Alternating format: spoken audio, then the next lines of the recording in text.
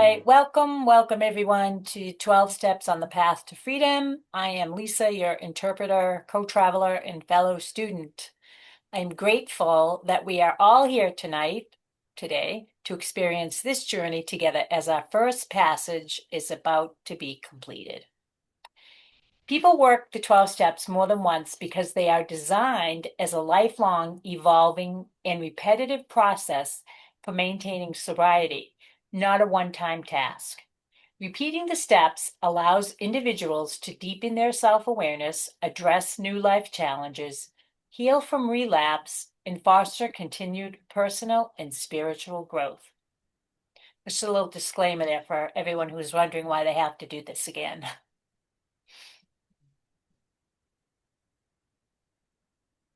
So tonight we're setting aside, letting go of our preconceived notions, judgments, and old ideas in order to be present today with an open mind and an open heart as we walk this new, nearly completed path to freedom.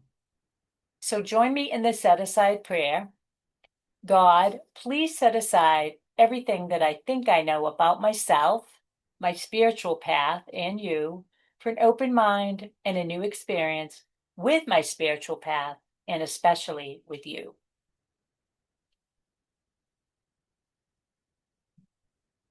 So tonight we are so close to the end, which is actually a beginning, because every ending is a new beginning, and recovery has brought us to a new place. And although this may be almost the end of the workshop, it is the beginning of something new for all of us. Similar to the concept of yin and yang, this phrase highlights that life is continuously evolving with our endings and beginnings deeply interconnected. The truth might seem obvious, yet in practice, it's one of the hardest lessons to embrace. We often cling to what's familiar, even when it's no longer serving us. As recovering addicts, we particularly face this challenge as we navigate change, that enormous task of being and doing differently. Whether it's making amends, letting go of our old behaviors, or stepping away from that which does not suit our new way of traveling this path, the process of moving forward almost always starts with an ending. And for most of us, this will be a new way of life. It isn't a process or a chore that we've accomplished. How often have we heard someone say, "Oh, yeah, I did the steps," or "I did the steps at first, but I don't need them now, I'm sober"? I would then ask, okay, how is that working out for you? Ask yourself, are you living a new way of life?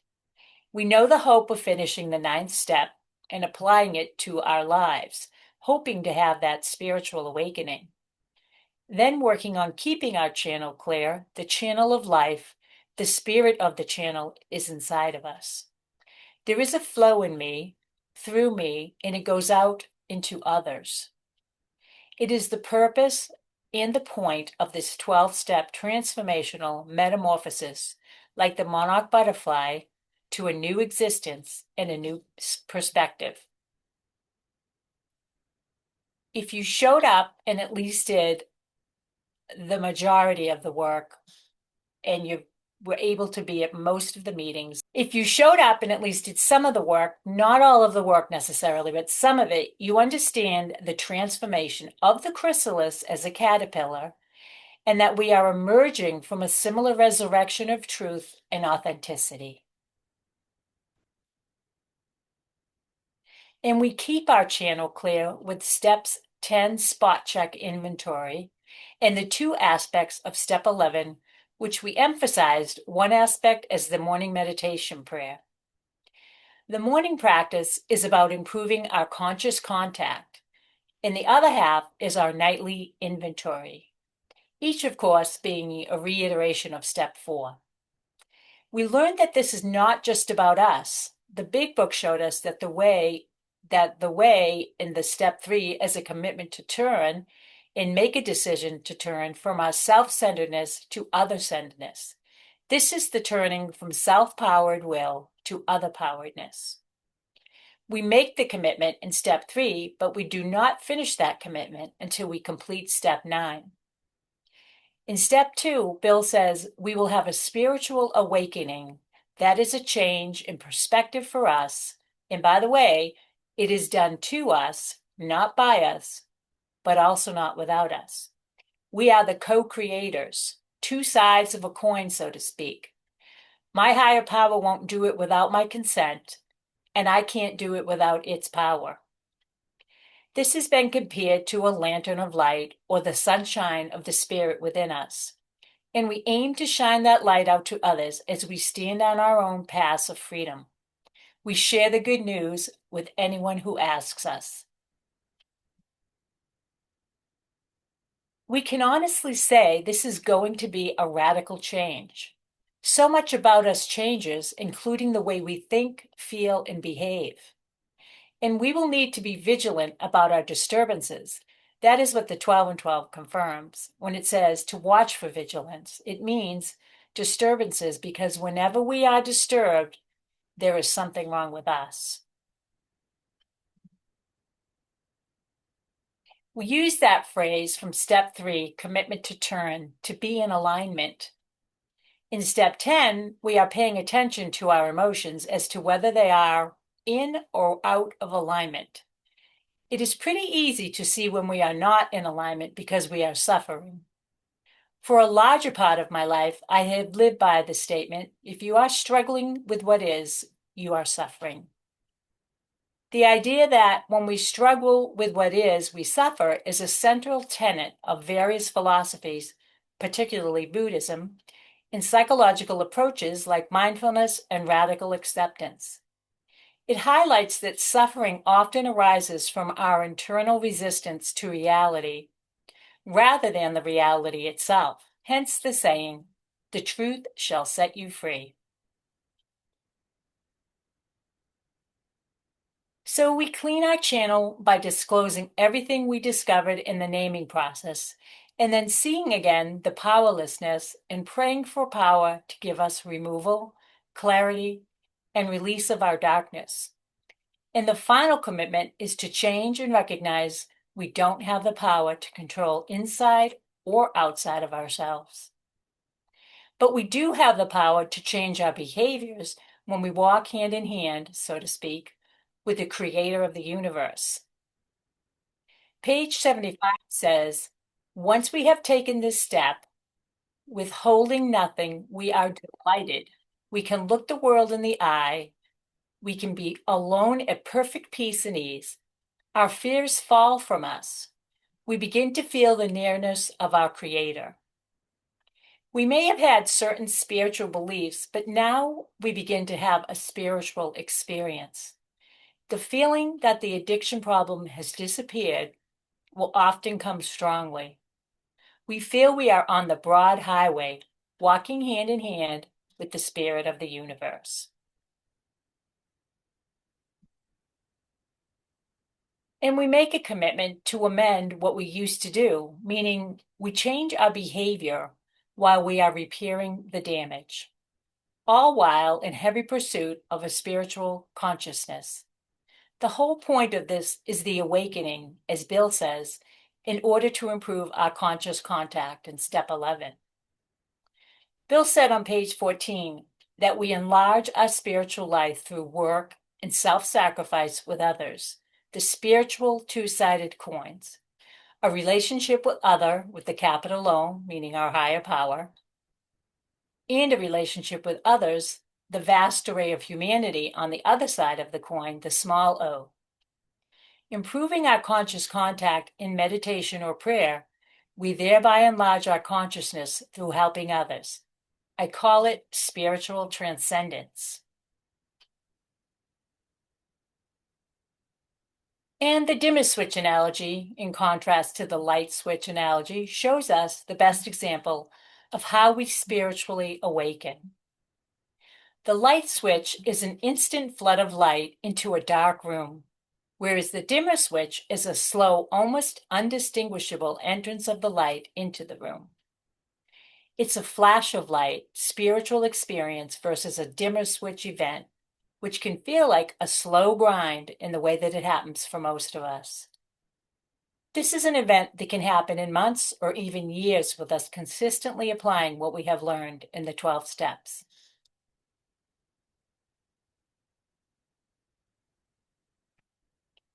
Physical sobriety, emotional sobriety, and spiritual transcendence.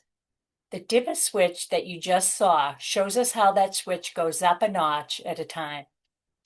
We get physical sobriety as a gift that we are delivered to when we completely finish step 9, perhaps even before that, such as was my own experience. But you don't have to have an extreme event to have a spiritual awakening. It can happen in a moment over the tiniest little thing.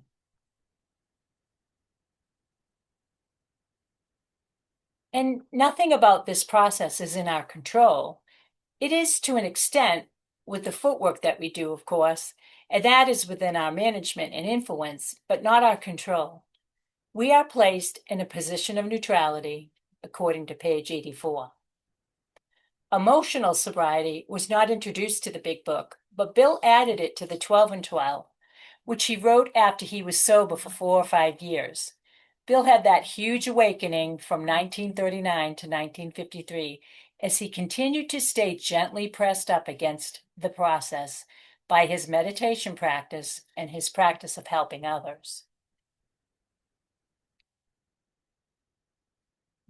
An emotional sobriety maintained in our step 10 practice for staying in alignment throughout the day, and then to improve and enlarge our consciousness through steps 10, 11, and 12. This process of getting well and healing, physical sobriety, the platform for emotional sobriety, and with that emotional sobriety, we develop into spiritual transcendence. Spiritual transcendence is the experience of rising above the self, everyday mundane concerns, and immediate surroundings to connect with a larger reality, such as the divine, nature, or humanity. It represents a state of being beyond the ego, often involving deep feelings of unity, awe, purpose, and inner peace. I don't use the term spiritual sobriety. It doesn't make much sense to me. It sounds like an oxymoron. It goes along aesthetically with the other sobrieties, but it doesn't make sense like transcendence does, at least to me. And I can't forget that the dimmer switch can also go down a notch at a time. As much as it goes up, it can also go down. And our darkness will envelope us once again, and pretty soon our obsessions return as our shield is gone. We become vulnerable, and then we have a relapse. It goes down a day at a time, and that's the whole reasoning behind this process of not being in an isolated event. The first gift of transcendence is our step 10 practice and spot check tool. When we are out of alignment with our principles, we are disturbed. And when we are out of alignment, we are uncomfortable, and we receive the light when we remove the discomfort, that signal of being disturbed. That is the sign of self-will run riot again, the spiritual malady that we are not cured of, but merely have a daily reprieve.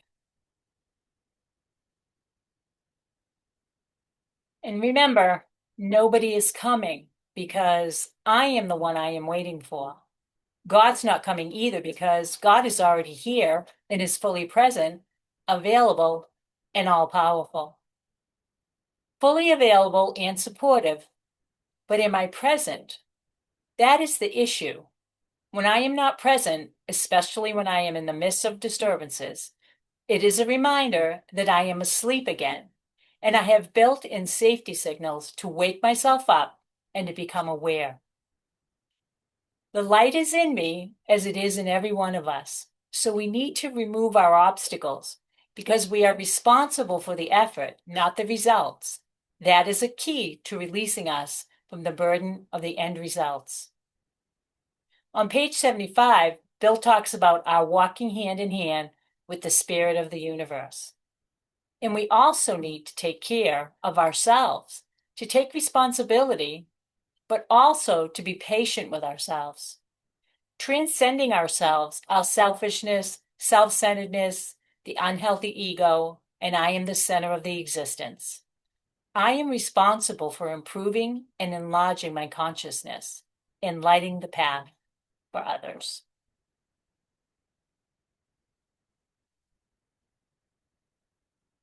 So, one of the chapters, chapter 8, was the chapter to the wives.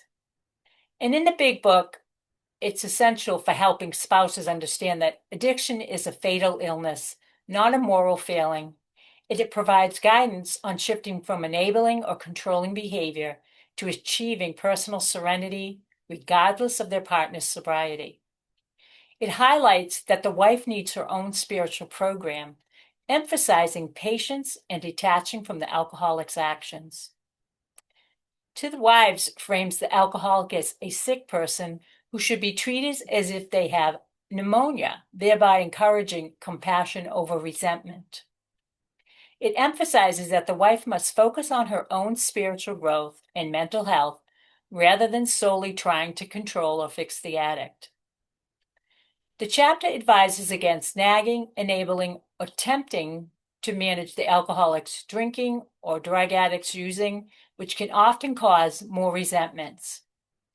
It offers hope by sharing experiences of partners who were once considered lost causes but eventually recovered.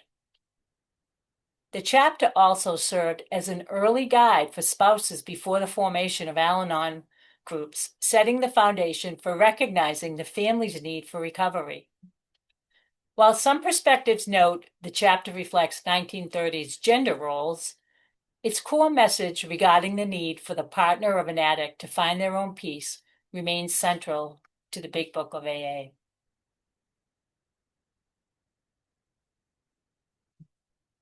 And then the next chapter was The Family Afterward, and that addresses the addiction is a family disease, offering guidance on rebuilding relationships, managing the transition to sobriety, and fostering a new spiritual home life.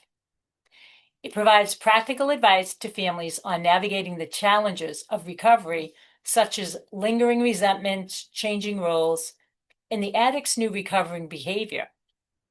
Key reasons for the Family Afterward chapter include healing the family system. It acknowledges that damage that extends beyond the addict and that the family requires its own recovery process to overcome their resentments and distrust. The chapter helps families manage the tumultuous shifts that occur when an addict becomes sober or clean, including the temptation to treat the recovering person as fragile, like he's wrapped in cotton. It also offers practical advice and addresses specific issues like dealing with past trauma, financial problems, and potential spiritual intoxication, also known as the alcoholic becoming self-righteous. It supports a new way of life and encourages moving away from constant monitoring of the addict and toward building a life based on mutual tolerance, love, and spiritual principles. The chapter serves as a guide for both the alcoholic and their family to move from a state of strained abnormal to living a healthier, supportive environment. And the third one, to the employers. This chapter was included to educate business owners on treating alcoholism as a sickness rather than a moral failing, aiming to salvage valuable employees. And it was written by Hank Parkhurst, a businessman who was the first alcoholic to recover in New York following Bill Wilson. Thus, Hank was New York's AA number 2, and without Hank, the big book might never have been published. Hank was so gifted as an entrepreneur that an associate once described him as being able to produce a good idea in a minute for business. He had been a Standard Oil of New Jersey executive who was fired because of his drinking. And Hank sought treatment at Charles B. Towns Hospital in Manhattan, where he met Bill during the autumn of 1935. Parkhurst was the first New York alcoholic other than Bill to stay sober for any substantial amount of time. Hank was sober approximately 4 years before he drank again.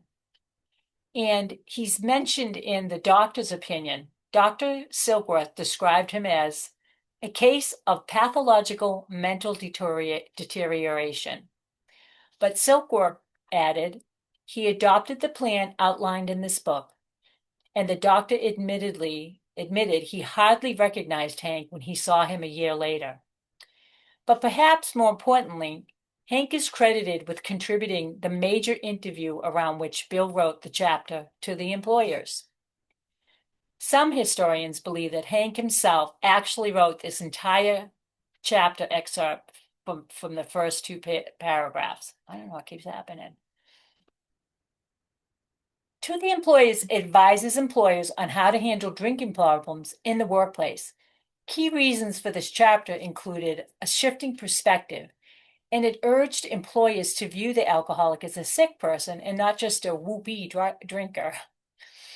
It also highlights that alcoholism causes financial loss, misunderstanding, fierce resentment, and disrupted productivity.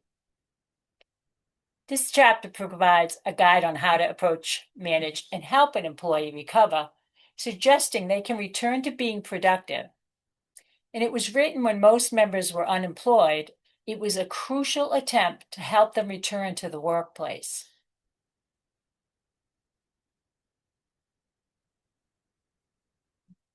So, having had a spiritual experience as a result of these steps, we tried to carry the message to others. It was to establish that helping other alcoholics is essential for long-term sobriety and spiritual growth. It emphasizes that saving oneself requires active service, making the message about sharing experiences and hope rather than just promoting a program. First, it's an assumption that as a result of taking steps 1 through 11, we've actually had a spiritual awakening. Bill describes for us his definition of the spiritual awakening or experience on page 567, where he says, a spiritual experience is a personality change sufficient to recover from addiction. Going out and giving away what has been so freely given to us is our last and final written direction. It's no mistake that giving away the message that one can become recovered, but not cured, from a seemingly hopeless state of mind and body is the ultimate paradox in our program of recovery.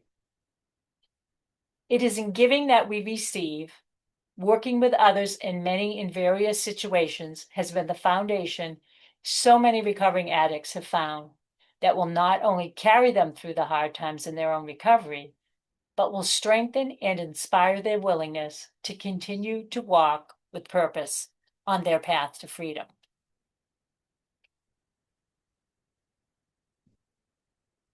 One of Bill's first thoughts when he was sitting on that bed in that hospital was that other people suffering from this disease could benefit from an understanding of what a spiritual awakening could look like for them too. So it was that God led Bill to Dr. Bob, and that was to be a 15-minute first meeting, which turned into 5 hours. Practicing each of our spiritual principles is truly grounded in teaching another addict how to implement the 12 steps. This will not only provide us self-centered addicts with a sense of joy in giving, but will help us to continue to uncover the defects in our own character that continues to cause starts and stops along our journey. Remember, we recover by the steps we take, not by the meetings we make.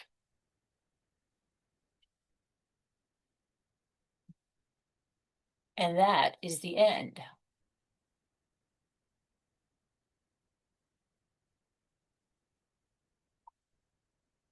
So it was a lot of homework, but not a lot really in there for information, I guess, if it doesn't apply to you. Did anyone, I know, Carol, you said you did the reading and you got a lot out of it. Did anyone else actually have a chance to do those chapters, or have they done them before? And What did you think about them? Did you think they were helpful or maybe a little outdated? Um, Go ahead, I Sarah. I have read them before, especially the one to the wives, and I think that's very helpful. Um, I really need to read it again because I read it such a long time ago. But um, the whole 12-step process has been enormously valuable and supportive to me over the years, and all I really have is a daily reprieve. Um, I really have to keep at it every day. And I think I just wanted to say that I think it was last week you talked about waking up in the morning and kind of setting yourself, doing the quiet time when you first get out of bed, and kind of it does help to just for me to just look at what I have planned for the day and to ask my higher power to help me get through the day because some things will be challenging. I know ahead of time, and I'm just grateful that as a woman, really, and as a mother and as a wife, and I'm retired now, but I had a career, but that was before I came into program. Anyway, it's very, it's not really out of date. Um, in this chapter on to the employer, that sort of thing, that does not really concern me anymore. But the chapter on to the wives, and it's a family thing. It really, I was never really aware of how my addiction, and my husband's a workaholic actually, how that has impacted um, my children and my grandchildren, and um, it does carry over. And I'm kind of the product of my parents. It's the way I was kind of educated early on as a young child. I see that now, and I find that very valuable. At least I am. It's made me aware a little bit more of who I am and how I turned out to be who I am today. And it's been a real valuable experience, and I need to keep doing it. This is I'll keep. I'm in the Herb K program again, and each time I learn a little bit more about myself. So I just find it's really very valuable, and I'm just so glad that I've learned about it. I was way wish I had known about it when I was much younger, but at least better late than never. Anyway, thank you for all the work you've done, and I think the summary has been very good to listen to. But it just tells me that I've reached a certain level, but I have to keep going, not only to maintain where I'm at, but to keep on growing. So that's what kind of what I do. My job. Good points. Yeah, I think I actually, when you think about the time that Bill wrote the book, it was pretty insightful that he was saying that the disease was affecting everybody around the alcoholic. And Yeah. that Mhm. was pretty good of him to understand that because a lot of people didn't really grasp that till God, I feel like the A last 10 long time. years. Yeah, it was like, well, he's an alcoholic. He's over there. It has nothing. We're okay. Yeah, we're I'm okay. okay. I'm fine. I behave normally. And he's just crazy. Mhm. That was the way a lot of people looked at it, and we've learned now that that's not true. Go ahead, Anita. Okay, thanks. Well, get over with the presentation a little early so then I don't have to leave just yet. But Yay.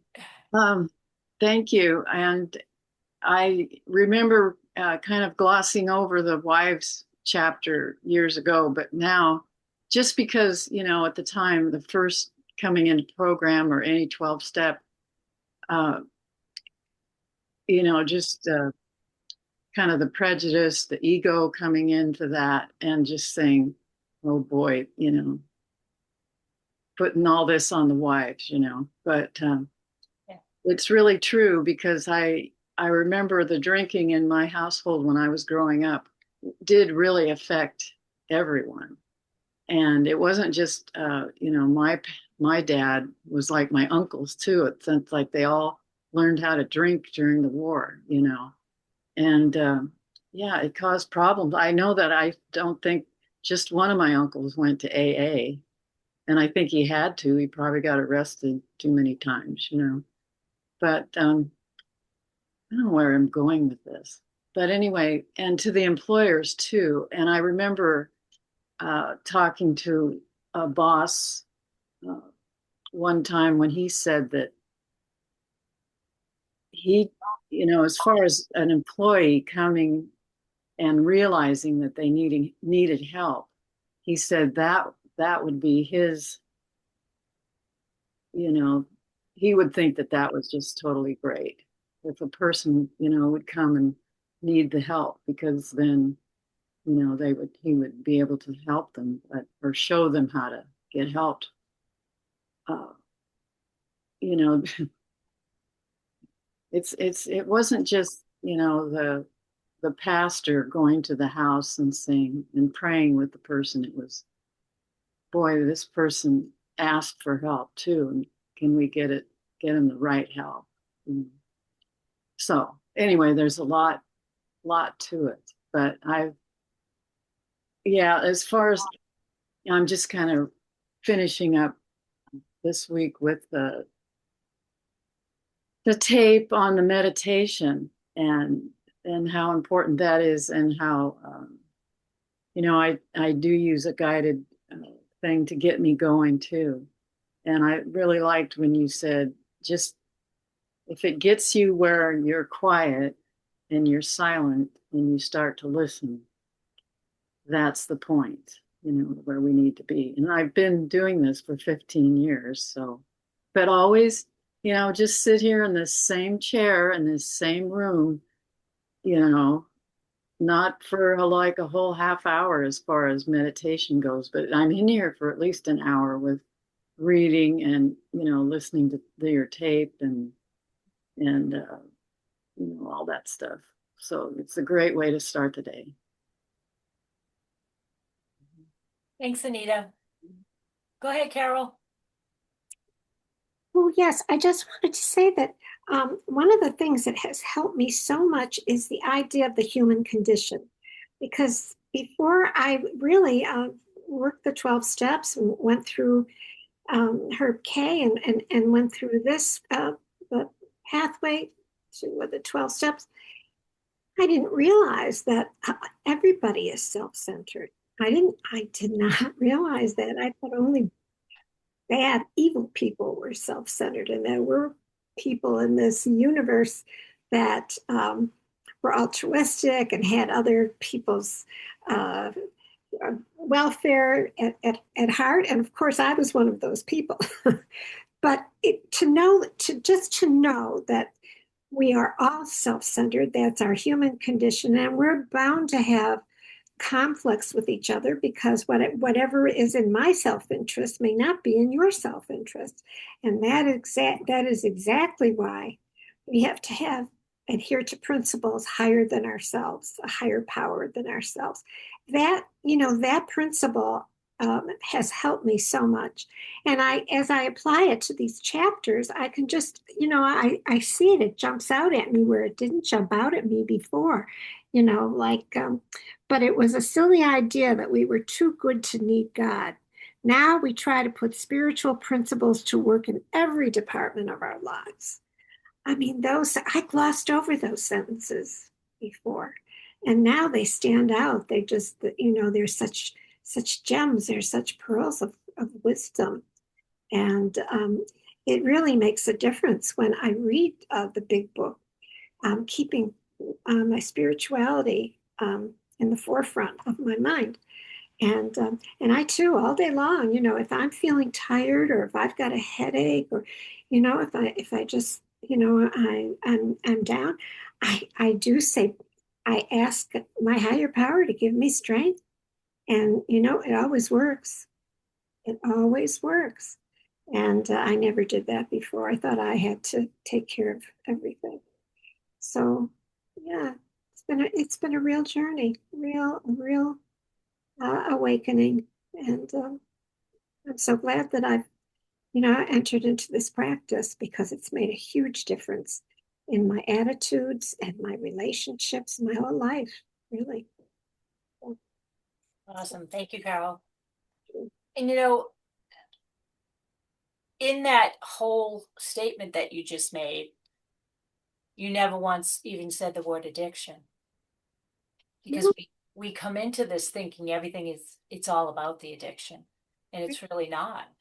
It's about everything that you just said that you've learned and that you've grown, and it's that peeling of the onion.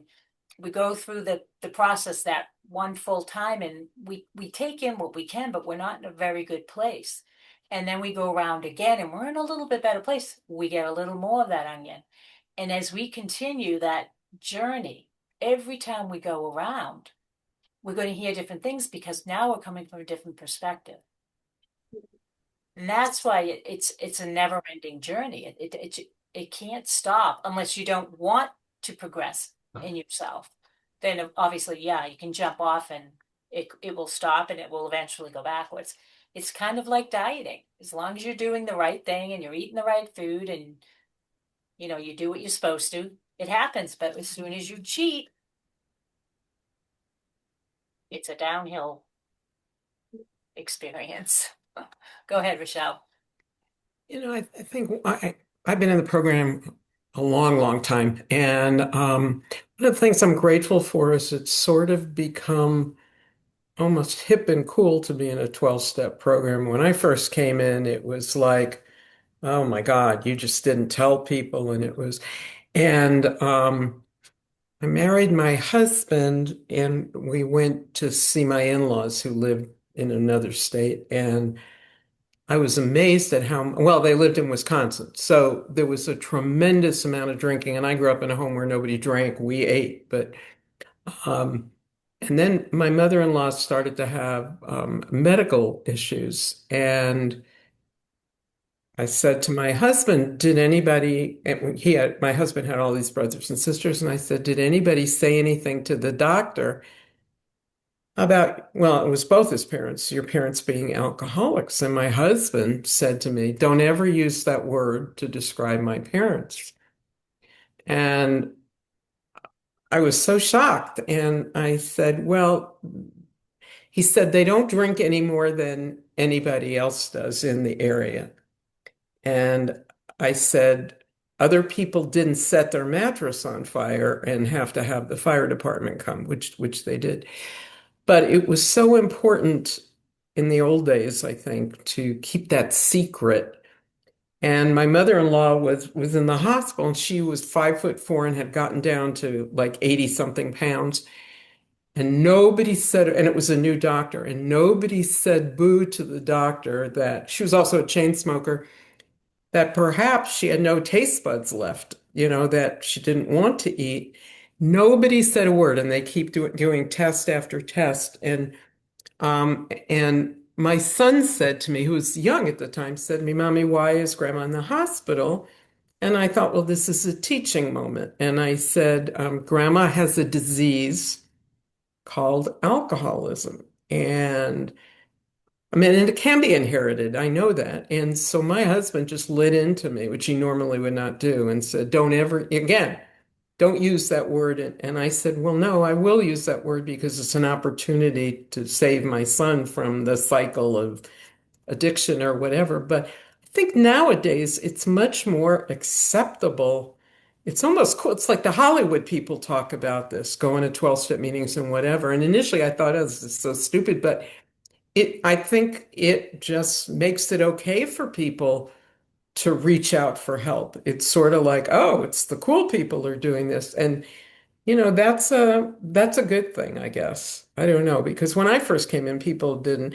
And I think, I'm in OA, and so it's still, I think, a little uncomfortable. I'm still a little bit like people will say you could just have one bite and they don't understand, that it's like a drink and whatever. But I think things are really, really have improved in the whole addiction area, and that it's nothing that we need to be ashamed of. We wouldn't be ashamed of having cancer or something else. and asking for help or reaching out to help another person. Um, and I do believe that working the steps has made me a better person, no matter about the food or not the food. It's just made me a kinder person. So I like that especially. Thanks. Thanks, Michelle. I know, it probably took 50 years for them to stop thinking it was a moral issue. Right. Because for so long in the beginning, everyone thought it was moral, which put people off from wanting to address it. It was like, I can't even look in the mirror if think I have a moral issue. So I think that's been a huge change. And even, the chapter to the wives would probably now be the chapter to your partner, not the wife or the husband, because women are right up there now statistically with this amount of, alcoholism and drug abuse and all that. And back in Bill's day, that wasn't the case. Women practically weren't even allowed to do anything, never mind drink and have fun or whatever they were doing. But so there has been a lot of change, but the spiritual part of the program, which is the important part of the program, is what's really kept it going. Is again, it's not about the addiction per se, it's about the spirituality that's missing in people's lives. Go ahead, Mark. Yeah, hi. I actually I did I wanted to talk about the two chapters that I went over, but I did also kind of want to riff on what we've just shared. I think in some ways, to be honest, and just even on the same addiction that was mentioned, I think things have changed. But I got to be honest, because I'm from a large alcoholic family. In some ways, it's changed. In some ways, it really hasn't, unfortunately, to be quite honest. And I say that because, like, I still have family members, like now, and they'll talk about problems that other family members are having. And I'm sitting there and they don't want to talk about that. The fact that these issues are in their lives is because of alcoholism. And so, like, so while I can say, yeah, things have changed, I know in many ways things to me have not. And like people still run around in complete and utter denial. I know they do that in my family, like where it's just sort of like, oh, I don't know why, for example, I have two members of my family who are now homeless. Like, I don't know why they lost the house, you know what I mean? Or I don't know why this happened. And I'm just sitting there and I'm like, because you don't want to like say that she drank the house away, for example. So I mean, like, while I think we've made lots of progress, I think in many ways we haven't. And then another example on that same topic before I kind of focus on my stuff is like I have a kid that he's that I used to that I know from before recovery, and he's doing everything we used to do, except that he pretends that he doesn't because I'm in recovery and he isn't. And But he's doing everything that I used to do with him like many years ago, and we pretend that he's not. You know what I mean? Like, so I want to get away from all that. And what I got from the reading this time around that I thought was really funny is the chapter to wives. The first time I heard that chapter, I was kind of like, um, I was single. I'm still single now, and I was just like, it's not for me. But this time, I didn't even have that. This time, the stuff I just mentioned is how I heard the chapter for wives. So the chapter for wives, I didn't really think about my addiction. Instead, I thought about like, my parents and their addictions, and I was looking at that and how I relate, how I deal with their stuff. Like the I have most of the addictions that my mother has. So how she handles or like her behavior around different stuff, her behavior, like what she's doing with her money or this and that. Like and so I just kind of noticed it when I was going through the chapter. I was kind of noticing it, looking at that. And then for example, like I try to like, you know, uh like in terms of dealing with my mother now, it's kind of interesting that my mother actually, at this point in all of my recovery, even though she still kind of is a challenge, I find her oftentimes way easier to deal with other members of my family because she's right up front with her crazy.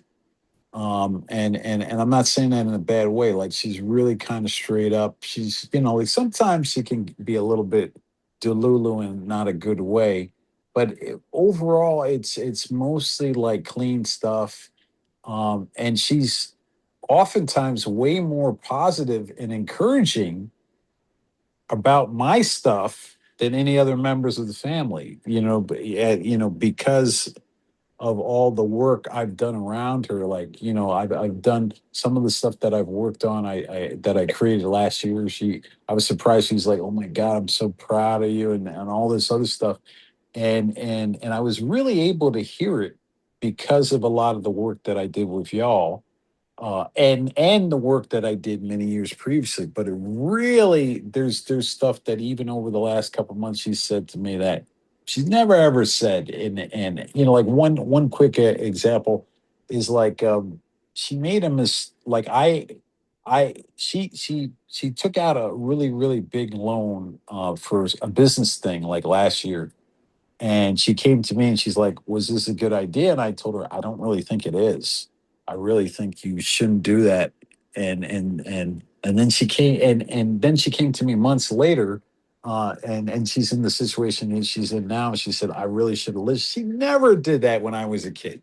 She never would say like, "You're right," and I made a mistake and blow it. Never do that.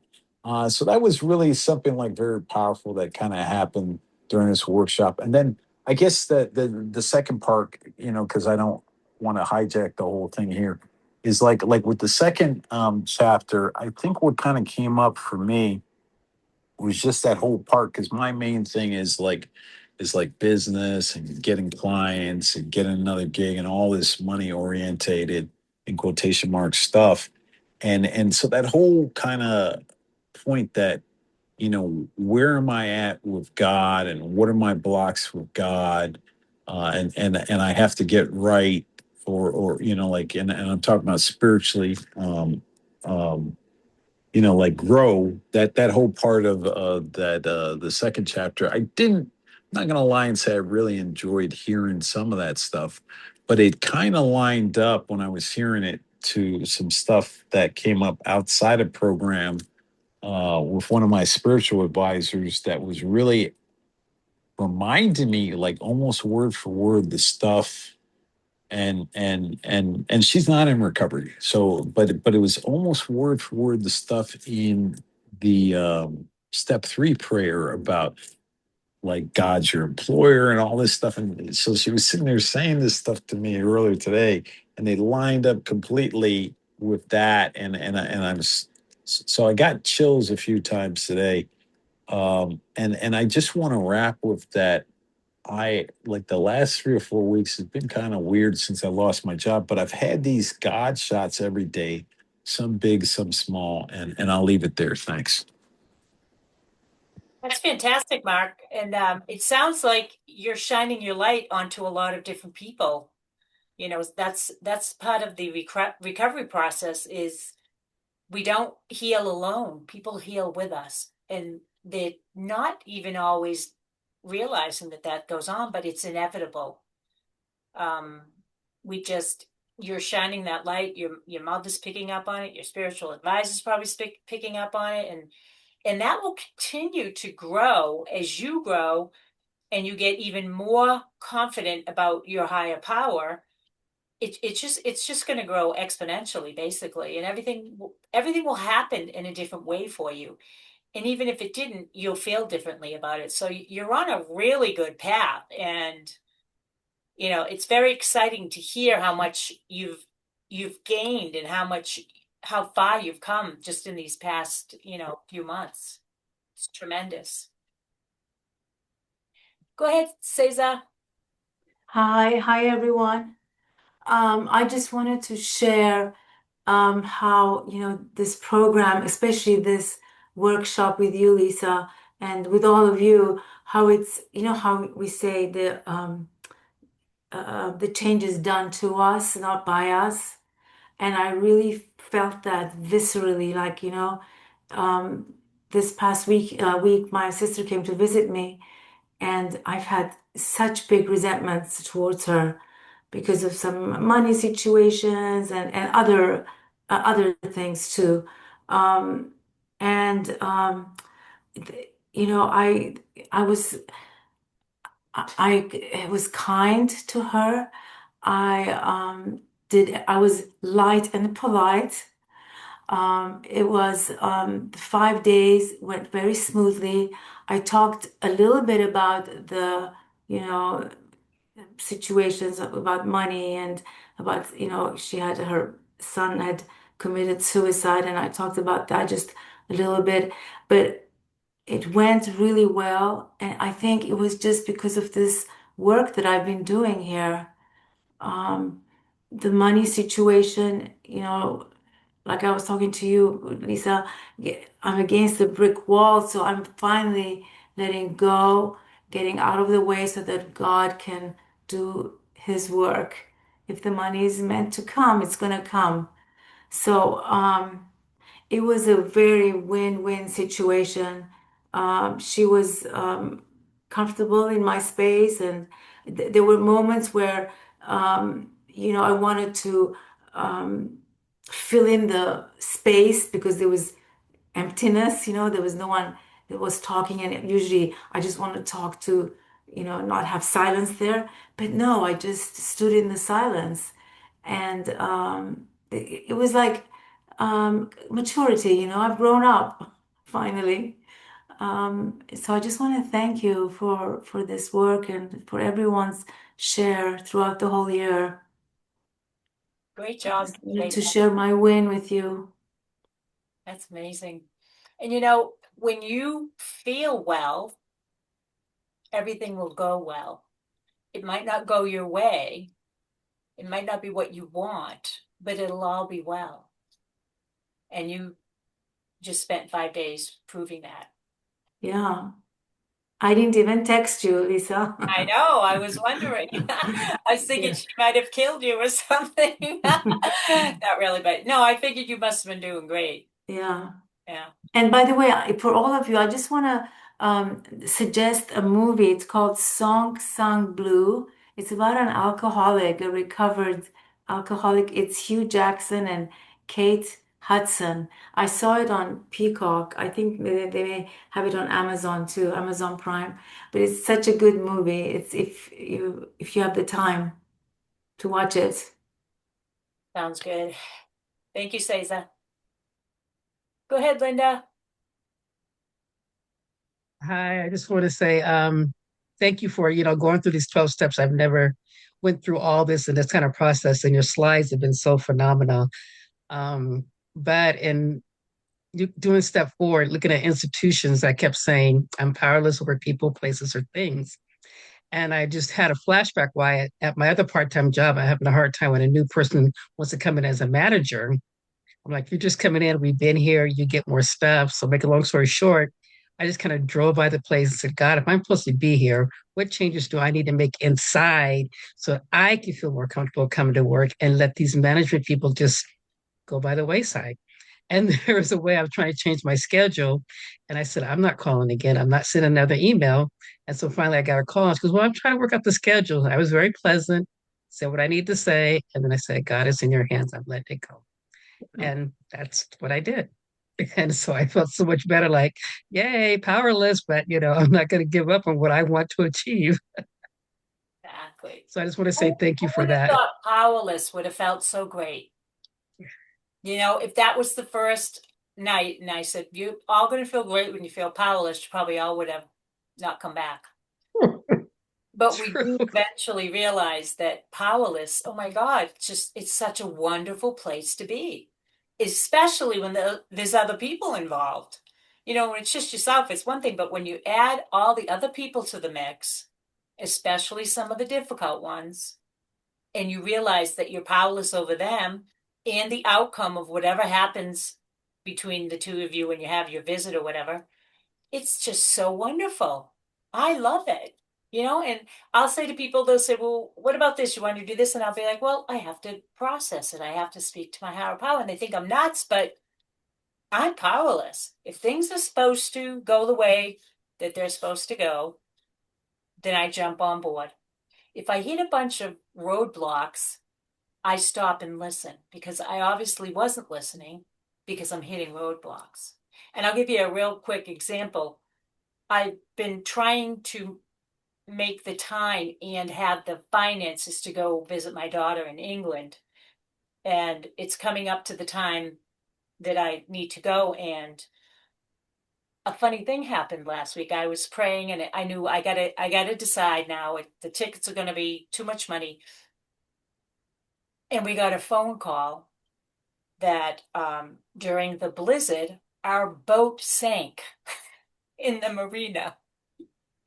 So we have this boat that when all the snow came and the boat got loaded up with the snow and then the winds came, the boat tipped and the whole thing sunk.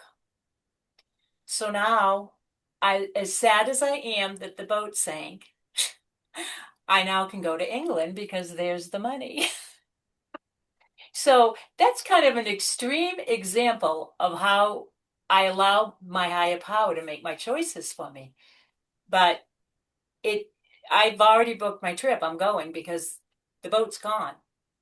And it's been quite a fiasco because I had no idea what would be involved with a boat sinking.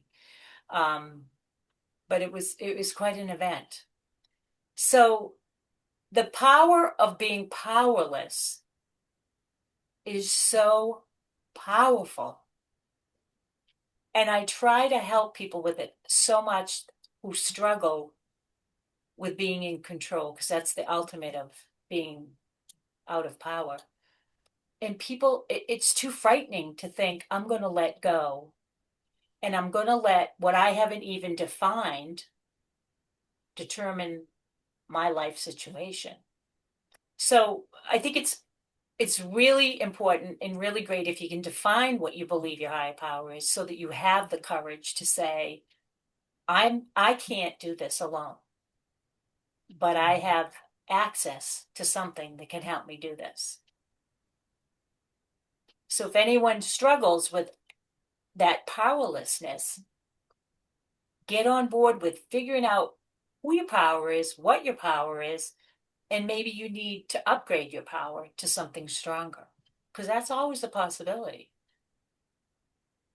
But, you know, I remember when I was a kid, my mother would say, the Lord works in mysterious ways. And I thought she was, kind of crazy for saying that. But she was right. It is a mystery. There is a mystery there. And we can do the footwork. You can make the plans, you can have the hope, you can put everything in your path that's supposed to happen.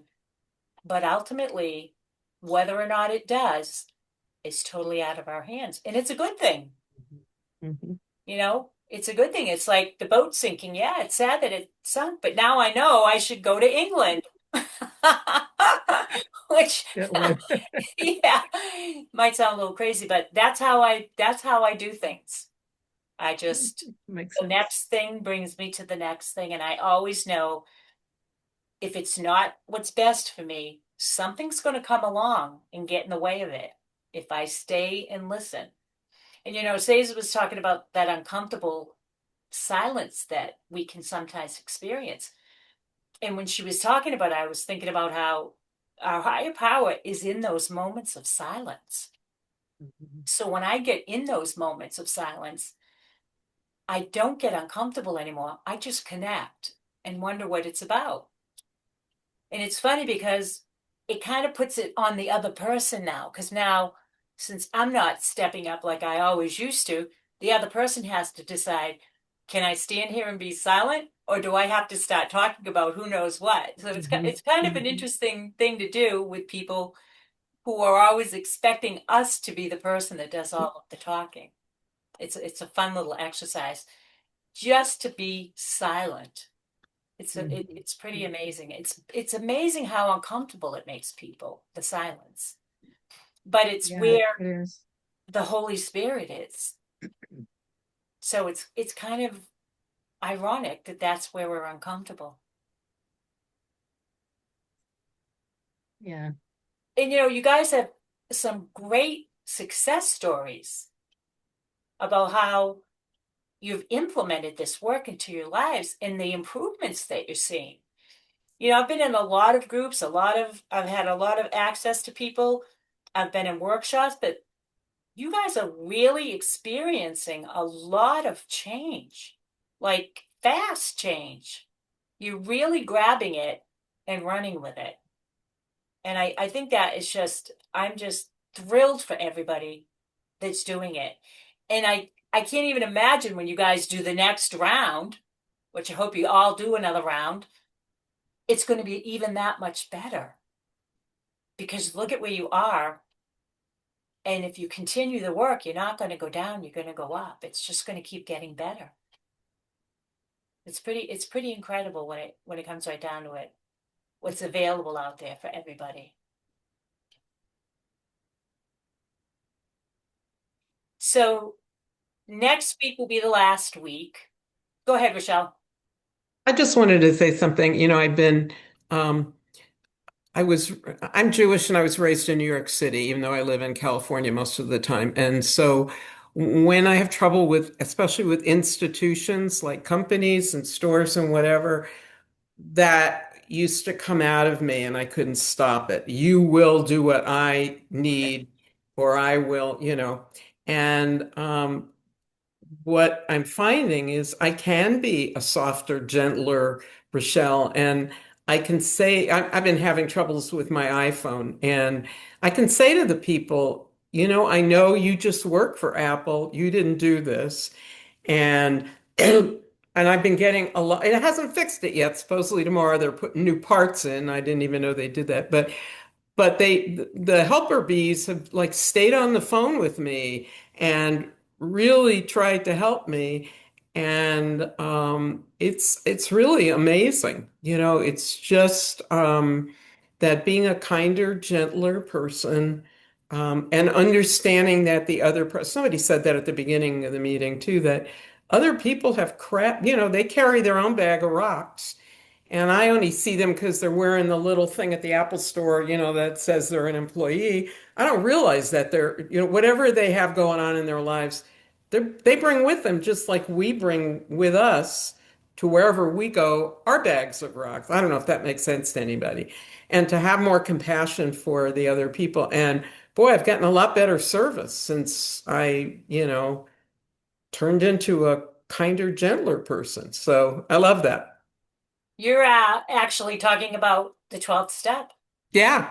That's your perfect example of living the 12th step. You're having that spiritual awakening where you're treating people differently and you're going to get different treatment back because we get what we Right. give. So you're going out there and it's a living amends. You're basically treating people differently. Right. That's the 12th step. So that's fantastic.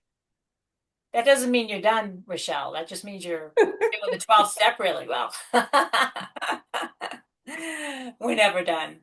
We're never Yeah. done because it's in our everything, our genetics, our bodies, our relationships. It's everywhere. It's probably our family members. I know I have a huge family and 99.9% of them have addiction, unrecovered addictions, and it's everywhere around us. So we're not going to get out of this without doing this work and without suffering. Because if we didn't have this work, we would be suffering just as bad as they all are. And it's hard and it's sad to watch, but it is available to everybody. It's just a matter of how much suffering you want to do and how much pain you want to be in, And so if does anyone else have any question? I was saying, so next week will be the last week.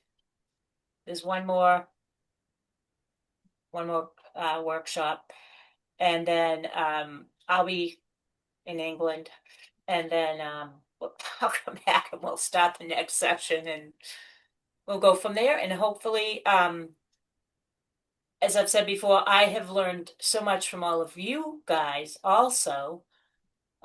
Just I'm merely just facilitating. I'm not creating any of this stuff. I'm just going with the flow and learning as I go along also. So it will be a lot of the same stuff because it's all the same steps, but we're all going to be coming from a much different perspective, and we're all have gotten to a great place in our recovery, which is fantastic because that means as a group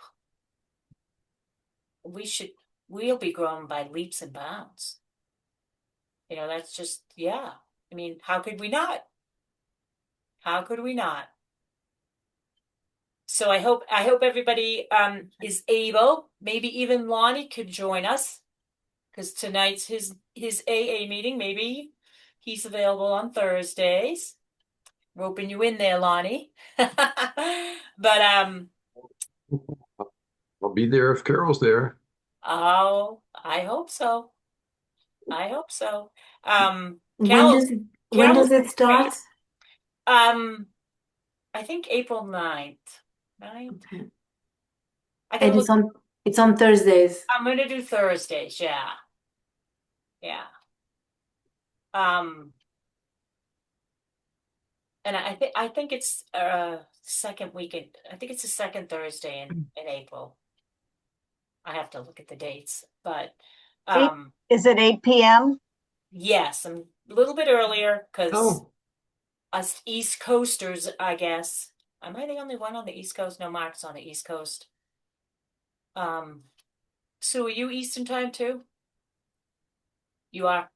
Yes, A I little am. bit earlier. Yeah. I didn't want to do it too much earlier because then the West Coast people will still be in work or whatever. So I think 8 o'clock just seemed like the right time.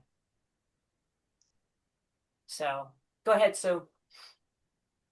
Yes, I'm sitting here and thinking about what I could add, and um, I've been sober for 29 years, and Rachel, you had mentioned about your period of time of sobriety, and one of the things as of the last couple of years is that I was very involved in AA, and there was a few things in AA I left and I went back and I left, but I've always been involved in other spiritual programs. I've been uh, I'll say it's a teacher student because I'm teaching because I'm being a student of A Course in Miracles and other things throughout my sobriety.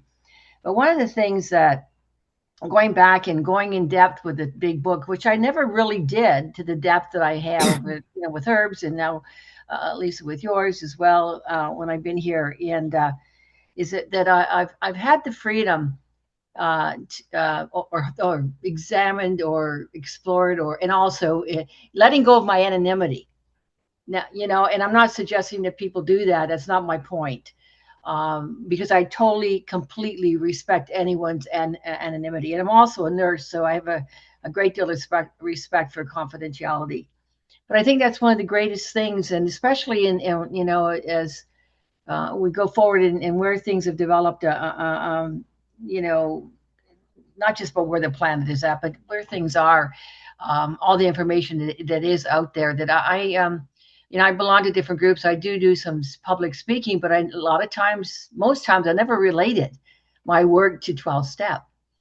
And I have a group of what's called Women Making a Difference that I've been involved in, and it was just I think it's just about a year and a half or two ago that I actually, and one because I'm speaking there, that I've actually admitted that I was an alcoholic and that I had been in a 12-step program.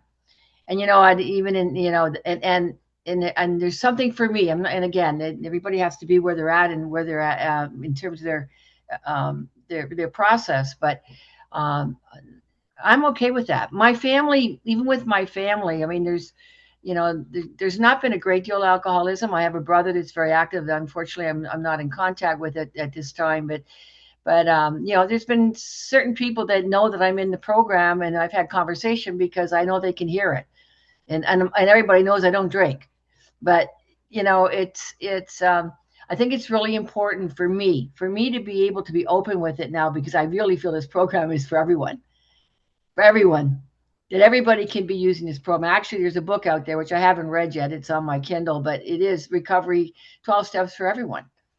And so there's such great value in, and I'm grateful that I was able to work through everything that I need to work through to be able to be open about it.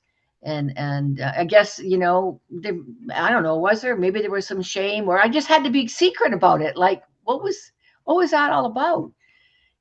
But you talk about the Alcoholics Anonymous, and again, I respect anybody else's anonymity, but I've gotten so much freedom to be able to add that to wherever it is I'm speaking. And here's the other thing: I'm back. The one thing I haven't done yet in the last 2 years, I haven't gone into an in-person meeting. I've been meeting every morning pretty well. I it can be on 7 days a week, but I aim for 5 days because I need to sleep in a couple mornings. I just need to. And I'm on a meeting every morning. And it's not in person, but I met these people in person over time. And what was I going to say about that? I love the honesty. There's a lot of other spiritual programs that I've been in, but I'm back here because I love the honesty, and I really thank all of you for your sharing, because it contributes to me.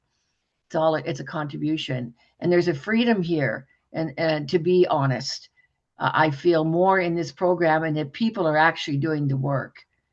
And yeah, so yeah, so I guess I just wanted to add that tonight, to say something, to contribute. So thank you for listening. And I think you made a good point. This product of the 12 steps isn't about staying sober or not eating or taking drugs or having sex or spending money. It's about the backbone of the program, which is the spirituality. And I think it's really great that it brings together all of the addictions that we all carry. And for this one little hour or an hour and a half, the addiction doesn't matter. It doesn't matter to any of us or to each other. What matters is that we're learning and we're growing and we're getting spiritually enlightened.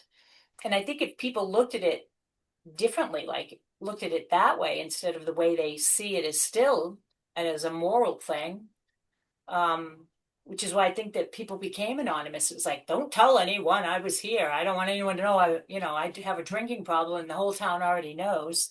But I think that that's the beauty of bringing people together for the purpose of expanding their beliefs and expanding their experiences, instead of you go to that room and I'll go upstairs while you're downstairs. Because that's how it was when I was a kid. We would go to Alateen, my mother would go to Al-Anon, my father would be in AA, all in one building, which was kind of crazy how anonymous is that, the whole family shows up.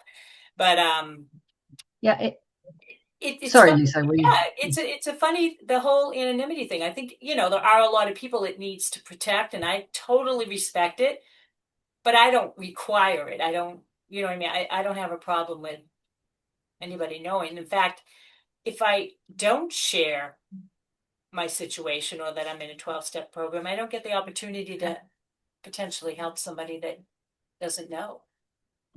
Or, or for my whole life, people have thought I was an alcoholic because I go to 12-step programs, and I've never had an alcohol program. I've never drank, and I've never corrected anybody, because that's just their assumption. And it's like, okay, well, maybe if somebody really thinks I am that, I can help another alcoholic.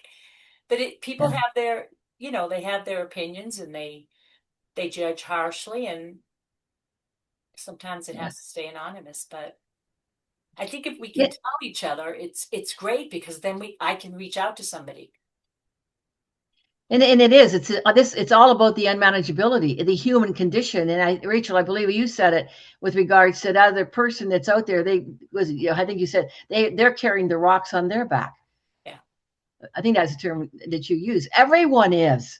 This is the reality. Everyone is dealing with a human condition. and the addiction or the alcohol is not the problem. It's a problem. It's just it's really a small part of it. It's So the that, result. the more that I can own and recognize I'm part of this human race. I have as many struggles as anyone else has.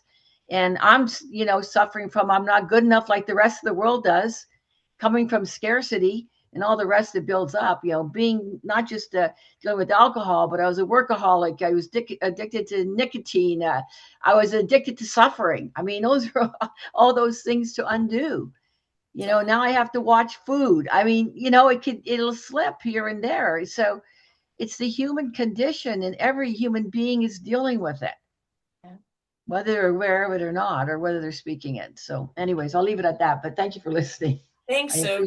I appreciate the conversation. Yeah, and the best part is the 12 steps is a powerhouse. Yeah. Of change, of getting us to that place where we thought our addictions were going to get us and didn't. Ironically, it's the loss of the addictions and the finding of that higher power that just makes life amazing. It really does.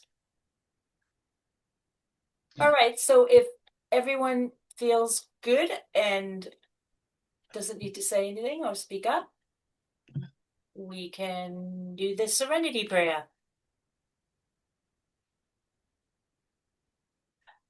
God, grant us grant me serenity serenity to accept the things we accept the cannot things we change, cannot change, the courage that can't courage to change, change and the things we wisdom that can, knows the difference. and the wisdom to know the difference. Amen. Amen. Thank you all. Thank Thank you, you. everybody. Thank Bye. you. Bye See you bye. next week. Good night. See Thank you next week. you. Thank you. Bye Bye. bye.